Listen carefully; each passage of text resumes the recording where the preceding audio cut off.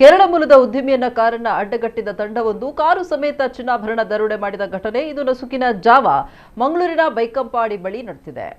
ಕೇರಳದ ಪಯ್ಯನ್ನೂರು ನಿವಾಸಿ ವಿಕಾಸ್ ಎಂಬುವರು ತನ್ನ ಪತ್ನಿ ಮತ್ತು ಪುತ್ರನೊಂದಿಗೆ ಮುಂಬೈಗೆ ತನ್ನ ಸ್ನೇಹಿತರೊಬ್ಬರ ಮದುವೆ ಕಾರ್ಯಕ್ರಮ ನಿಮಿತ್ತ ತೆರಳಿದ್ದು ಕಾರಿನಲ್ಲಿ ಹಿಂತಿರುಗ್ತಾ ಇದ್ದಾಗ ಇಂದು ನಸುಕಿನ 2:15ರ ಸುಮಾರಿಗೆ ಈ ಕೃತ್ಯ ನಡೆದಿದೆ.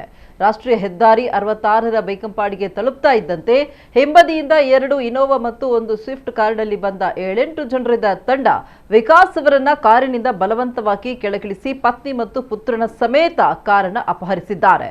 ಬಳಿಕ ಸ್ವಲ್ಪ ಮುಂದಕ್ಕೆ ಸಾಗಿ ಪಣಂಬೂರು ಬೀಚ್ ರಸ್ತೆ ಬಳಿ ವಿಕಾಸ್ ಅವರ ಪತ್ನಿ ಮತ್ತು ಪುತ್ರನ ಬಳಿ ಇದ್ದಂತಹ ಚಿನ್ನಾಭರಣ, ಬೆಲೆ ಬಾಳುವ ವಸ್ತುಗಳು ಹಾಗೂ ಕಾರನ್ನು ದೋಚಿ ಸಂತ್ರಸ್ತರನ್ನ ರಸ್ತೆಯಲ್ಲೇ ಬಿಟ್ಟು ಪರಾರಿಯಾಗಿದ್ದಾರೆ ಎನ್ನಲಾಗಿದೆ.